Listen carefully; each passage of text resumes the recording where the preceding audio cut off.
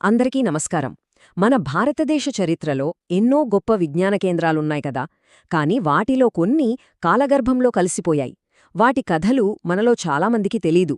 So ఈరోజు మనం అలాంటి ఒక అద్భుతమైన, కాని దాదాపుగా మర్చిపోయిన ఒక విజ్ఞాన కేంద్రం కథను తెలుసుకోబోతున్నాం.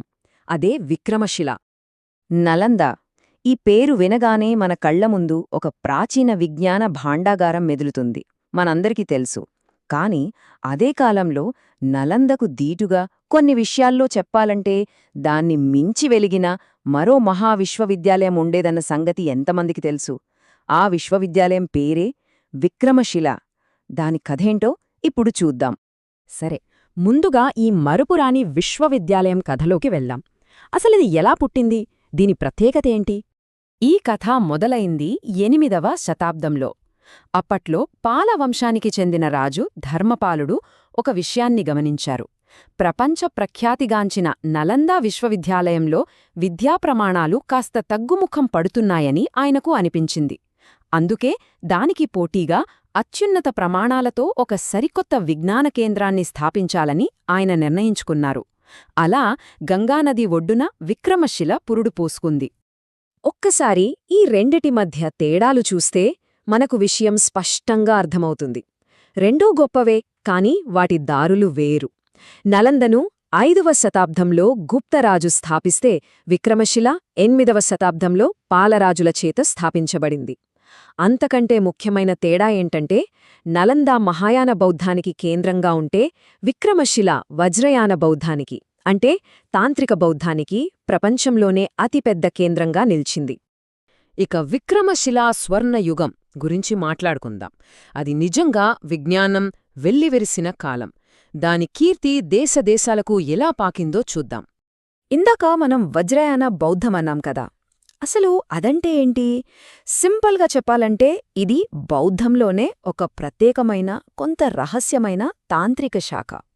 కేవలం థియరీ మాత్రమే కాదు, మంత్రాలు, అడ్వాన్స్డ్ మెడిటేషన్ టెక్నిక్స్ మీద ఇక్కడ లోతైన పరిశోధనలు జరిగేవి.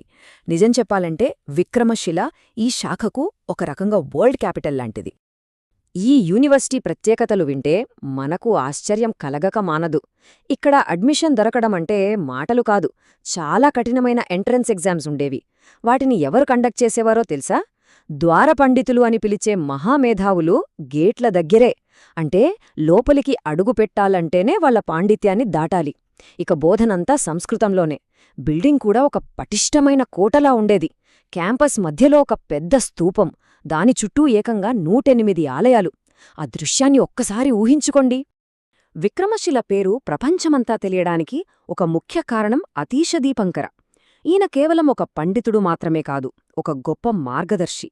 క్రీస్తు శకం 1442లో టిబెట్ రాజు ఆహ్వానం మేరకు ఆయన అక్కడికి వెళ్లారు.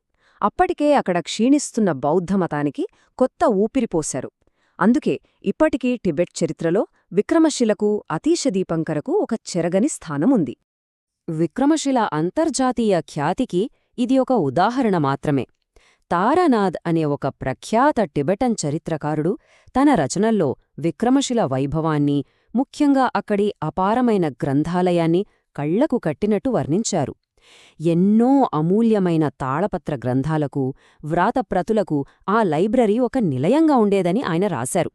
ఇంతటి వైభవాన్ని చూసిన విక్రమశిల కథలో ఒక చీకటి అధ్యాయం కూడా ఉంది. ఒక అత్యంత విషాదకరమైన ముగింపు. ఈ టైంలైన్ చూస్తే ఆ ప్రస్థానం మన కళ్ల ముందు కదులుతుంది.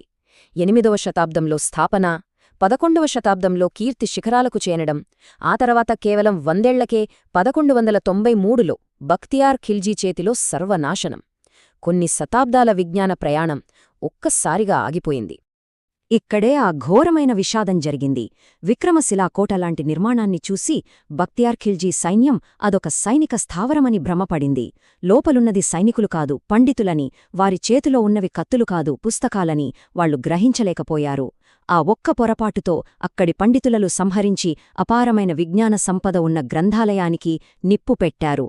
చరిత్రలో జరిగిన ఒక భయంకరమైన పొరపాటు ఇది. మన విజ్ఞాన వారసత్వానికి తీరని నష్టాన్ని మిగిల్చింది.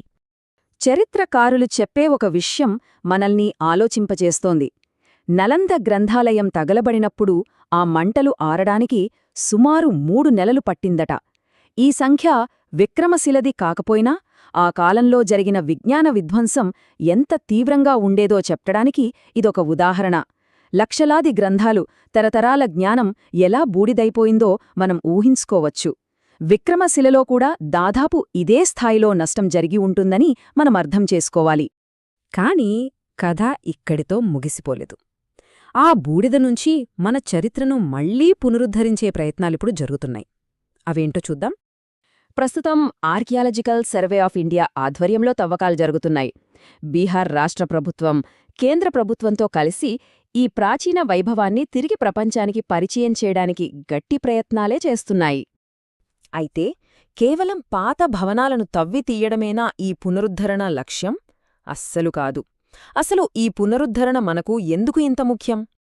దీని వెనుక 3 ప్రధాన లక్ష్యాలున్నాయి. 1. Knowledge economy.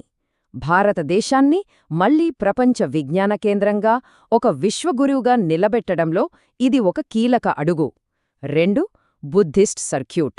నలంద, బోధ్గయతో పాటు విక్రమశిలను కూడా కలిపి ఒక అంతర్జాతీయ పర్యాటక కేంద్రంగా అభివృద్ధి చేయడం. ఇక 3వది, అన్నింటికంటే ముఖ్యమైనది, మన సాంస్కృతిక వారసత్వం, మన పూర్వీకుల మేధో సంపత్తిని ప్రపంచానికి మరోసారి చాటి చెప్పడం.